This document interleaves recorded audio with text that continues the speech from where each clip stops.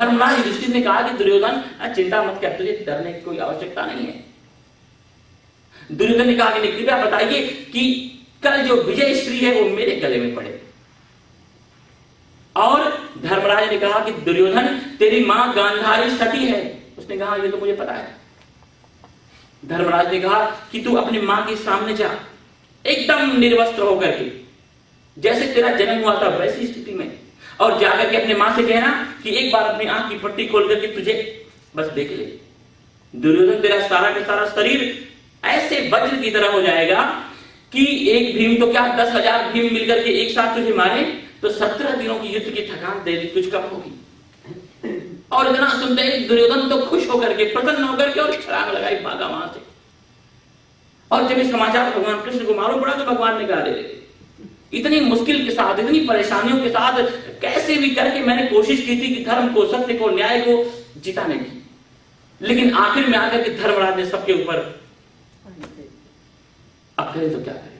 भगवान ने कहा नहीं, मेरी तो प्रतिज्ञा है कि कौन्तेय प्रति जानी ही न मे भक्त प्रणश्यति। एक बार किसी भी भक्त ने अपने जीवन को, अपने विचारों को, अपने हृदय को मेरे साथ अगर जोड़ दिया है तो कभी भी मैं उनको हारने नहीं देता।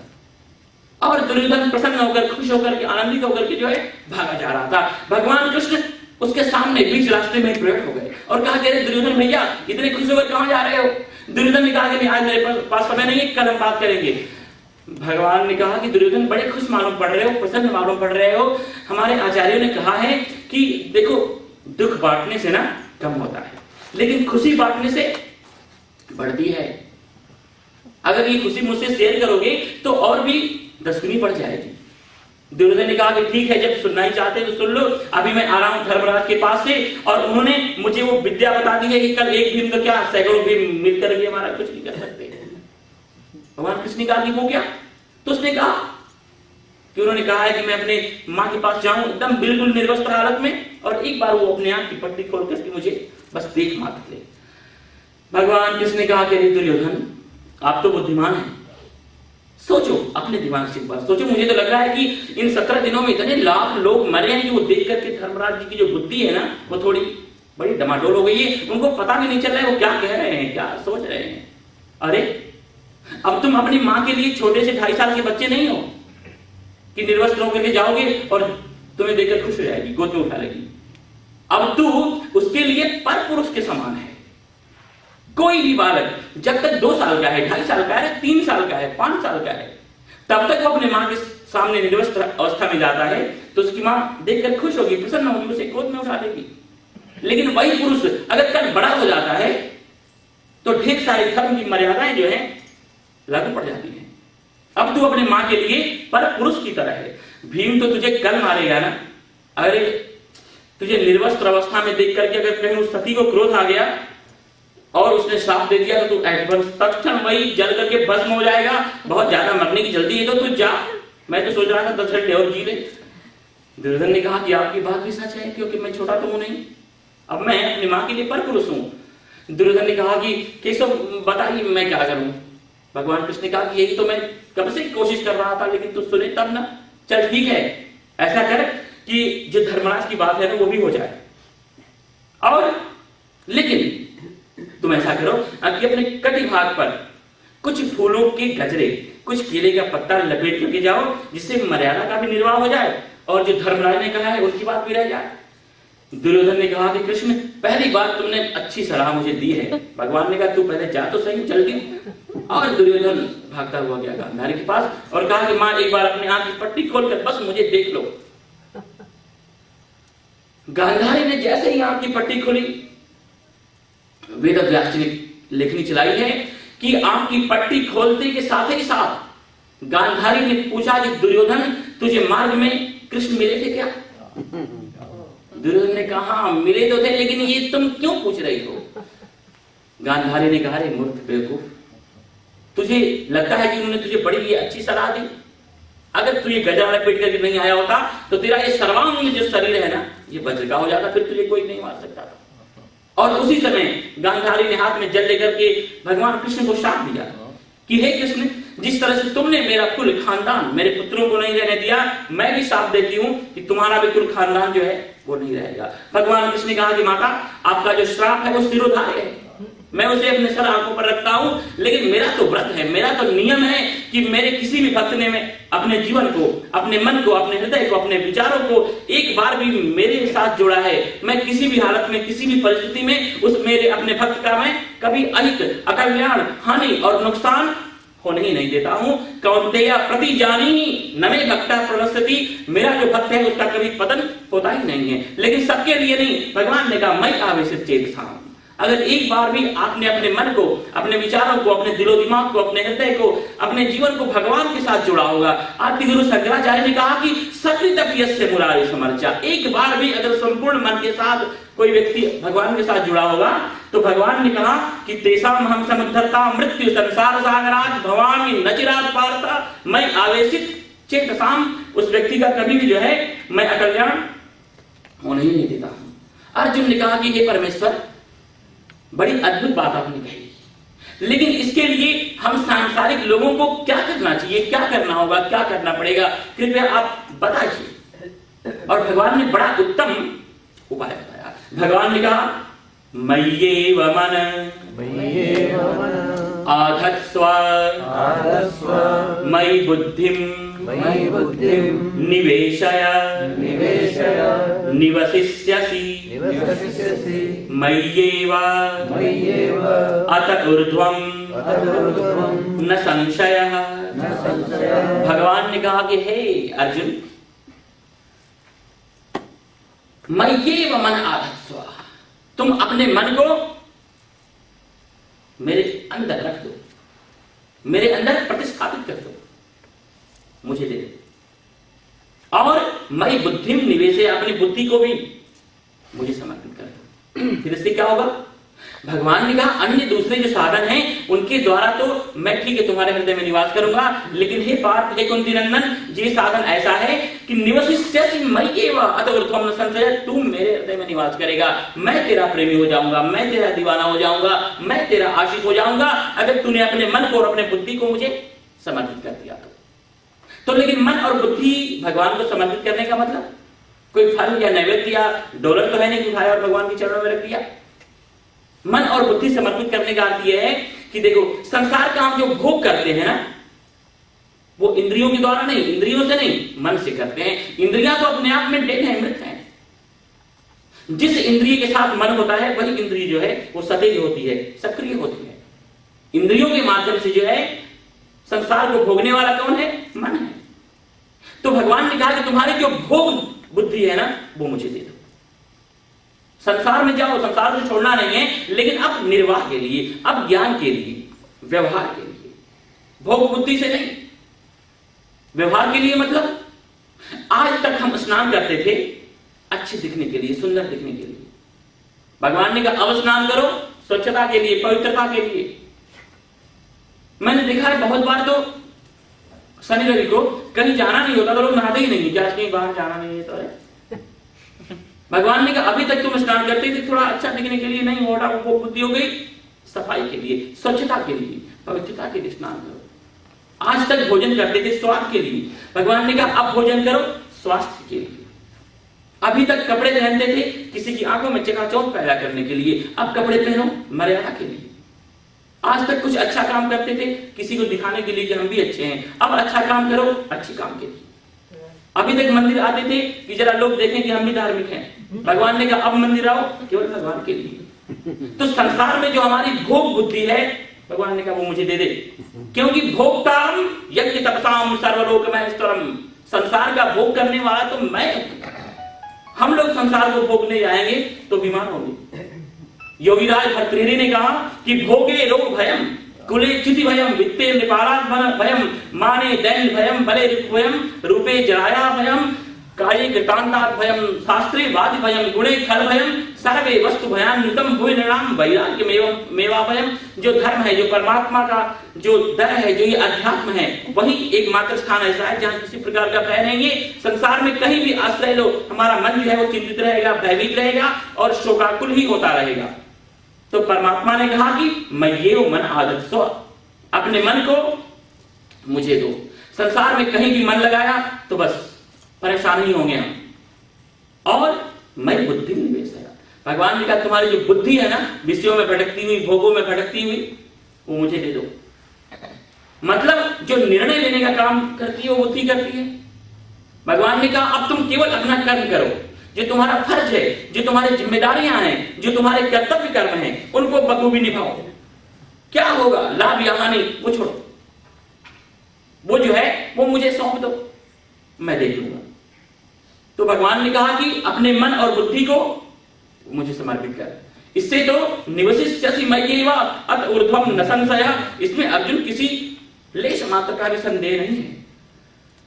अर्जुन ने कहा बहुत अच्छी विधि है, लेकिन कलयुग के लिए, सबके लिए ये बड़ा बहुत मुश्किल है। सभी लोग अपने मन को और बुद्धि को नहीं समर्पित कर पाएंगे, और जो नहीं कर पाएगा उसके लिए क्या। इससे भी अगर कोई सरल और इसी रास्ता आपके पास हो तो हमें कृपया बताइए। भगवान ने कहा चल, अगर तू अपने मन और बुद्धि को मेरे साथ जोड़ने में, मुझे समर्पित करने में अगर समर्थ नहीं हो पाया, तो एक और रास्ता मेरे पास है, और वो है अथ चित्तम समाधातुम न शक्नोषि मयि स्थिरम अभ्यास योगेन ततो मामिच्छाप्तुम धनंजय।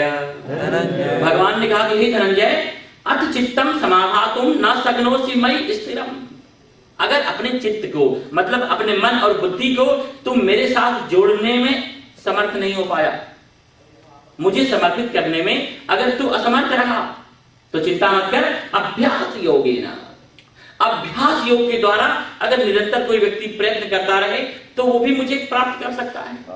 अभ्यास में बहुत बल है। जब एकलव्य को द्रोणाचार्य जिन्हें धनुर्विद्या सिखाने से मना कर दिया और एक जंगल में आकर के एक वृक्ष की टहनी पकड़ करके वो फूट फूट करके रोने लगा कि क्या इस विद्या से मैं वंचित रह जाऊंगा।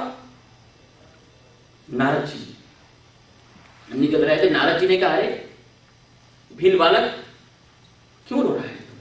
एकलव्य ने सारी बातें बताई। नारद जी ने कहा कि एकलव्य, अभ्यास ही गुरु है, अभ्यास के द्वारा तुम सब कुछ प्राप्त कर सकते हो। और देखो इतिहास साक्षी है कि उस अभ्यास के द्वारा एकलव्य कहां से कहां पहुंच गया। करत करत अभ्यास थे जड़मति होत सुजान, रसरी आवत जात दे, और सिल पर परत निशान। बहुत दम है, बहुत बल है अभ्यास में। तो परमात्मा के जितने भी साधन हैं, ठीक है एक दिन में तो सब सुलभ नहीं है, साध्य नहीं है, लेकिन धीरे धीरे धीरे धीरे धीरे धीरे जो है करम सदा सत्संग, अभ्यास की बात है। अभ्यास करते करते जो है, देखो कभी ऐसा हुआ आप भोजन कर रहे हो और लाइट चली जाए, अंधेरे में आपको भोजन करना पड़े, तो कभी ऐसा हुआ कि ग्रास जो है वो यहाँ आ जाए, यहाँ आ जाए, यहाँ आ जाए। आंख बंद करके भी भोजन उठाओ तो वो मुंह में ही जाएगा। क्यों पता है? खाने का ऐसा अभ्यास हो गया है, ये अभ्यास का ही चमत्कार है। तो परमात्मा ने कहा कि अभ्यास के द्वारा सब कुछ साध्य है, सब कुछ सुलभ है। अभ्यास योगेन ततो माम इच्छाप्तुम धनंजय। हे धनंजय, अभ्यास योग के द्वारा तू मुझे प्राप्त करने की कोशिश कर, प्रयत्न कर। अर्जुन ने कहा कि यह भी साधन बहुत सुंदर है, लेकिन कुछ लोग ऐसे भी तो हो सकते हैं जो अभ्यास करने में भी असमर्थ हो, समय ही नहीं हो। अभ्यास करने के लिए भी समय चाहिए, एकाग्रता चाहिए, और कोई व्यक्ति अपने चित्त को एकाग्र नहीं कर पाया तो, समय नहीं मिल पाया तो क्या आपके पास और भी कोई साधन है जिसके द्वारा प्रत्येक व्यक्ति आप तक की यात्रा कर सके? भगवान ने कहा चल, अगर तू अभ्यास नहीं कर सका तो एक और साधन मैं बताता हूं, इसके द्वारा भी तू उस परम तत्व की प्राप्ति कर सकता है। अभ्यासे अपि असमर्थोसि मत्कर्म परमो भव मदर्थम अपि कर्माणि कुर्वन् सिद्धिं अवाप्स्यसि। भगवान ने कहा कि अर्जुन, अभ्यासे अपि असमर्थोसि, अगर तू अभ्यास करने में भी असमर्थ है तो ऐसा कर, मत कर्म परमो भव, तुम मेरा कर्म करने वाला बन जा, तुम मेरे लिए कर्म करने वाला बन जा।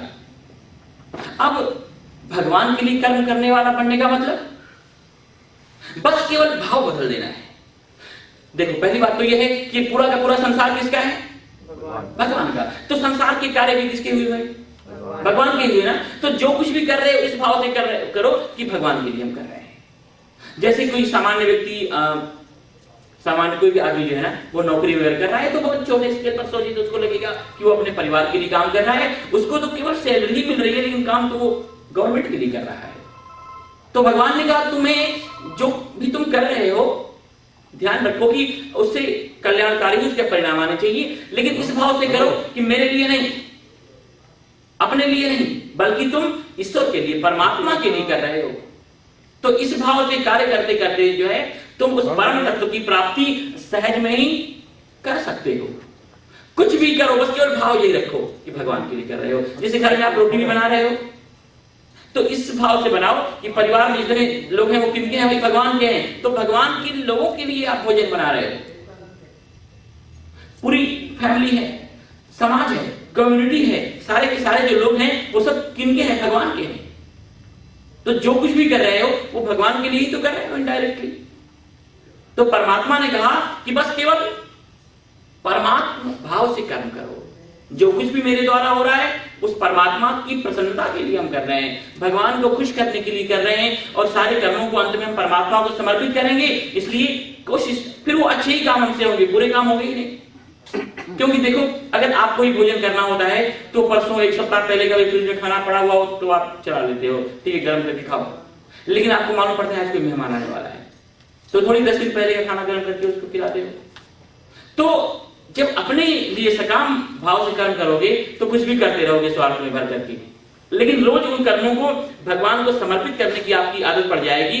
तो कुछ भी करने से पहले आपको विचार आएगा नहीं नहीं ये जो मैं झूठ बोल रहा हूं अंत में शाम को तो इसे भी समर्पित करना पड़ेगा। नहीं, अब हमारे कर्म जो है वो कलुषित नहीं होने चाहिए, हमारे जो कर्म है वो खराब नहीं होने चाहिए। अब पवित्र कर्म ही हम करें ताकि शाम को परमात्मा को सोने से पहले हमें समर्पित करना है।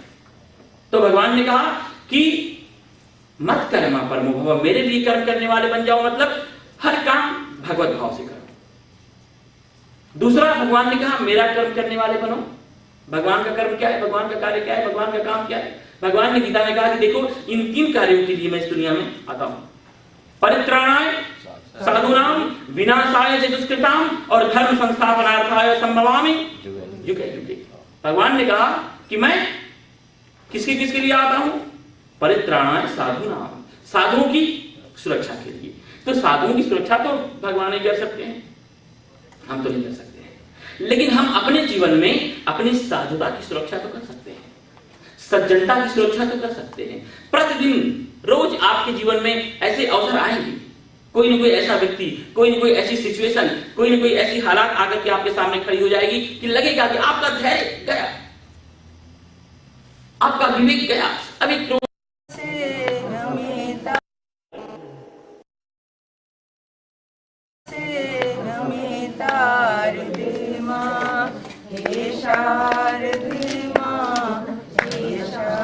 हृदय मां अज्ञानता से हमें तार दे मां। तू श्वेत वर्णी कमल पे विराजे, हाथों में वीणा मुकुट सर पे साजे। तू श्वेत वर्णी कमल पे विराजे, हाथों में वीणा सर पे साजे। मन से हमारे मिटा के अंधेरे, हमको उजालों का संसार दे मां। हे शारदे मां, हे शारदे मां, अज्ञानता से हमें तार दे मां।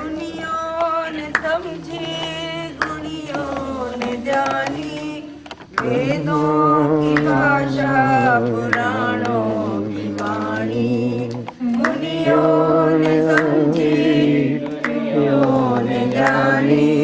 वेदों की भाषा पुराणों की वाणी।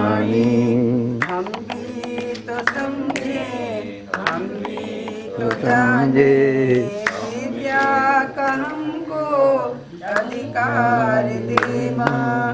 पूछे तो समझे हम भी तो जाने, विद्या का हमको अधिकार दे माँ। हे शारदे माँ, हे शारदे माँ, अज्ञानता से हमें तार दे माँ। तू श्वेत वर्णी कमल पे विराजे, हाथों में वीणा मुकुट सर पे साजे। तू श्वेत वर्णी कमल पे विराजे, हाथों में वीणा मुकुट सर पे साजे। मन से हमारे मिटा के अंधेरे, हमको उजालों का संसार दे माँ। मन से हमारे मिटा के अंधेरे, हमको उजालों का संसार दे माँ।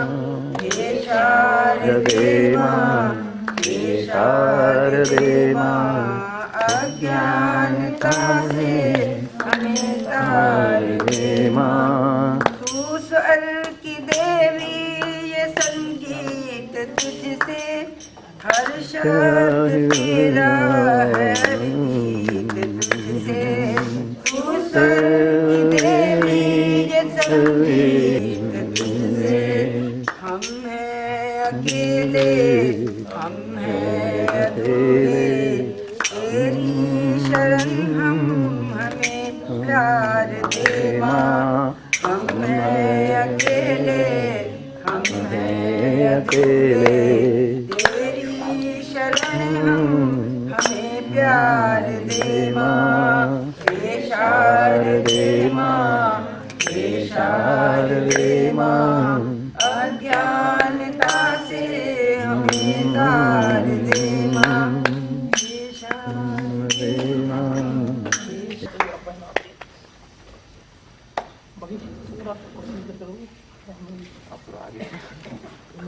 नहीं आप तो हमेशा ठीक रहती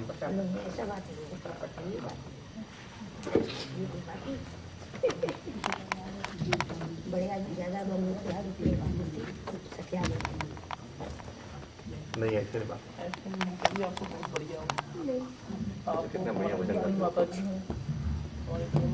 आपकी कुछ यहाँ से आप लोगों को माता जी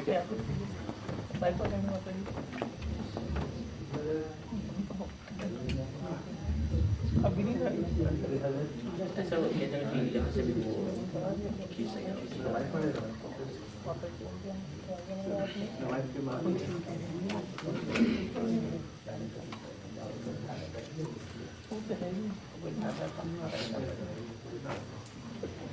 अब आप लोग अपने मन को शांत करके थोड़ी देर के लिए भगवान में चित्त को एकाग्र करें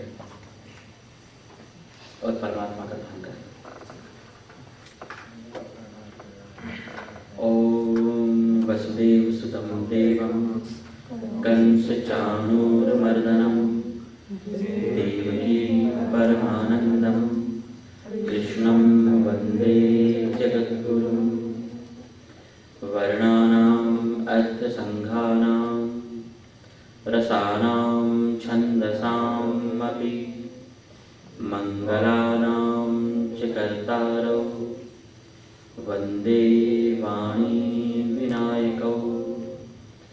प्रोद्भवन्ति प्रवर्धन्ते प्रलीयन्ते च जन्तवः यतो येन च यस्मिंश्च तस्मै कालात्मने नमः। रजोजुषे जन्मनसत्त्ववृत्तये स्थितौ प्रजानां प्रलये तमस्पृशे अजाय सर्गस्थितिनाशहेतवे त्रयीमयाय त्रिगुणात्मने नमः। शान्ताकारं भुजगशयनं पद्मनाभं सुरेशं विश्वाधारं गगनसदृशं मेघवर्णं शुभांगं लक्ष्मीकान्तं कमलनयनं योगिविज्ञानगम्यं वन्दे विष्णुं भवभयहरं सर्वलोकैकनाथम्। ॐ पार्थाय प्रतिबोधितां भगवता नारायणेन स्वयं व्यासेन ग्रथितां पुराणमुनिना मध्ये महाभारतम् अद्वैतामृतवर्षिणीं भगवतीम् अष्टादशाध्यायिनीम् अम्ब त्वां अनुसन्दधामि भगवद्गीते भवद्वेषिणी। नित्य की भांति आज भी अपने मन, बुद्धि, वाणी, विचार तथा अपने जीवन को और भी अत्यधिक पवित्र बनाने के लिए कुछ मंत्रों का उच्चारण करेंगे। सबसे पहले यहाँ से बोला जाएगा और उसके बाद आप सभी लोग भगवान को अपने अंदर फील करते हुए, भगवान को महसूस करते हुए, भगवान का एहसास करते हुए और इन मंत्रों का उच्चारण करेंगे।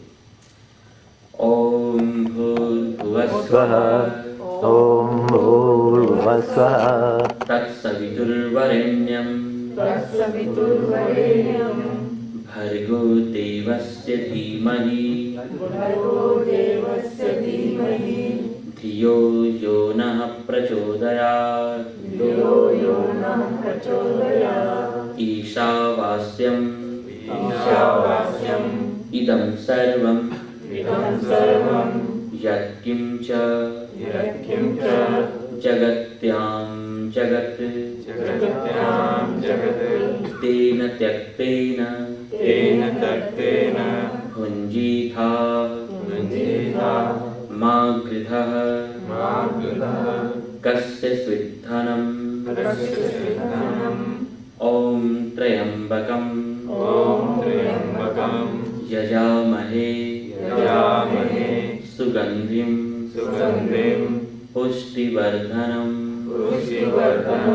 उर्वारुकमिव बन्धनान् मृत्योर्मुक्षीय मामृतात् अद्वेष्टा सर्वभूतानां मैत्रः करुण एव च निर्ममो निरहङ्कारः समदुःख सुखक्षमी सन्तुष्टः सततं योगी यतात्मा दृढनिश्चयः मय्यर्पित मनोबुद्धिः यो मद्भक्तः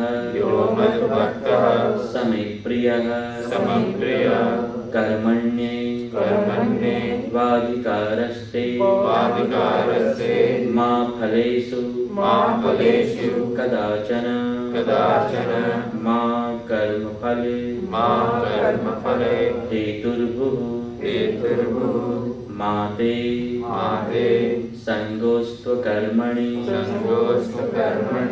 कार्पण्यदोषो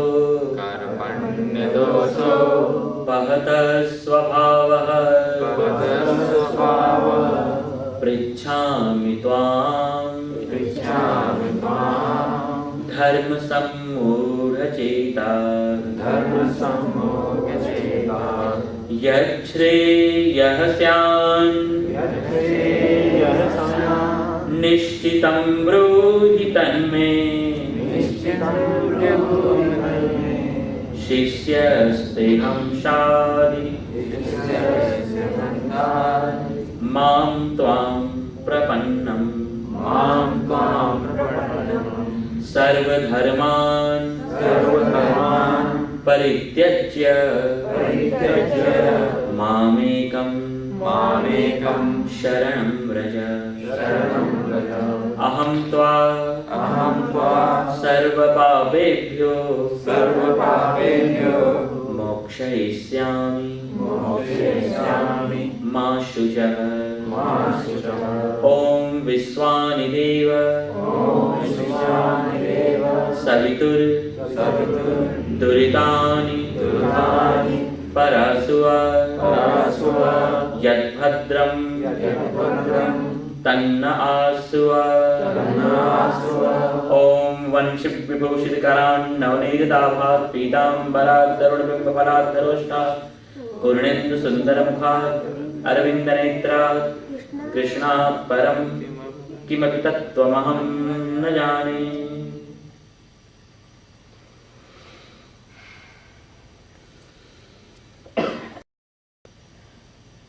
अनंत कोटि ब्रह्मांड नायक परमात्मा के चरण कमलों में कोटिशः नमन निवेदन तथा यहाँ पर विराजित अत्यंत सरल हृदय विद्वत वरे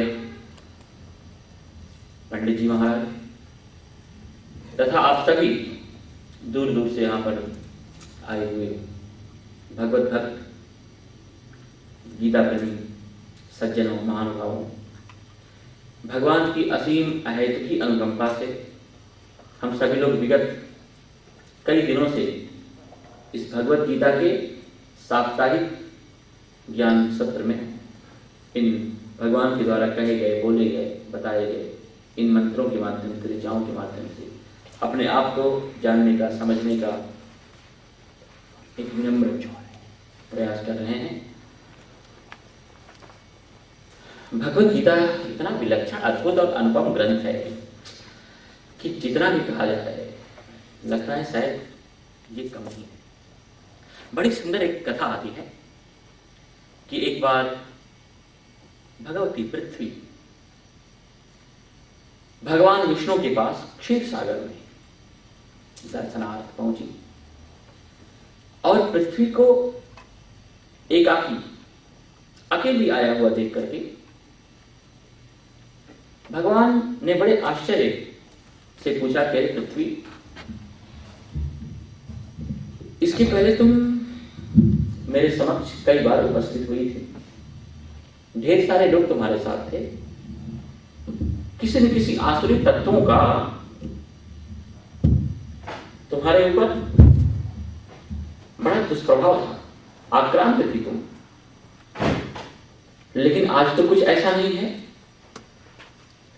फिर भी इस तरह से अचानक यहां आने का कारण क्या है? मां पृथ्वी ने कहा कि परमेश्वर परमात्मा, मैं समस्त जीवों की मां हूं और मेरे पुत्र आपकी प्राप्ति के लिए जंगल जंगल वन वन भटकते रहते हैं, दर दर की खाक छानते रहते हैं, फिर भी उनको आपकी प्राप्ति नहीं होती है। तो मुझे देख करके बड़ा दुख होता है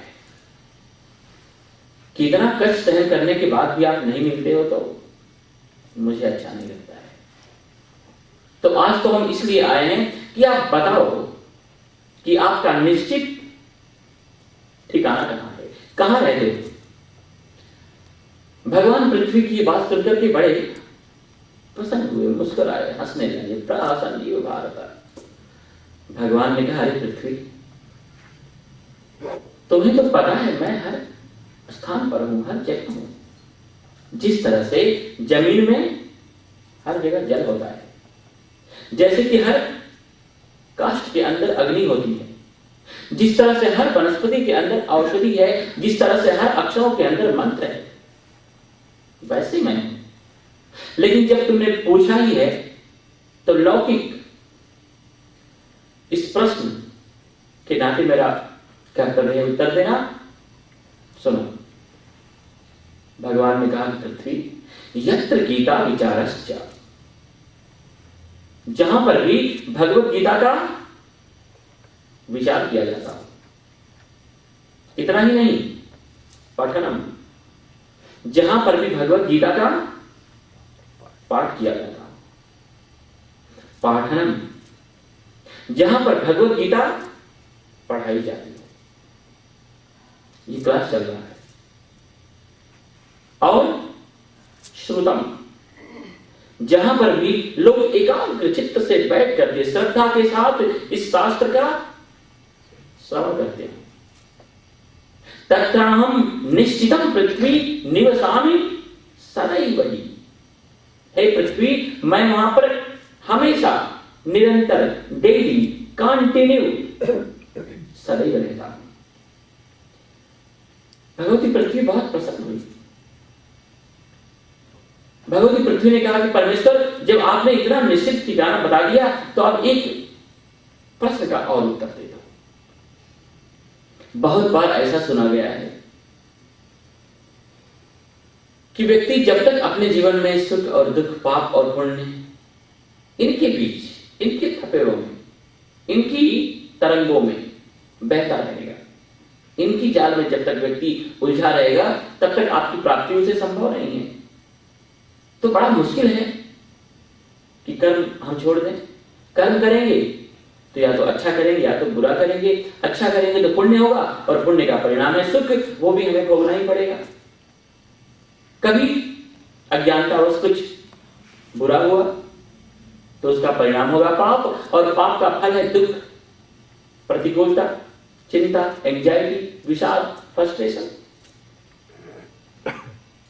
और इस दुख को भी भोगे बिना हमारी मुक्ति नहीं है। तो फिर क्या इस सुख और दुख, पाप और पुण्य, सारा का सारा जीवन हमारा इनमें ही उलझ करके रह जाएगा? किस तरह से एक सामान्य व्यक्ति जो है वो आपकी प्राप्ति कर सके?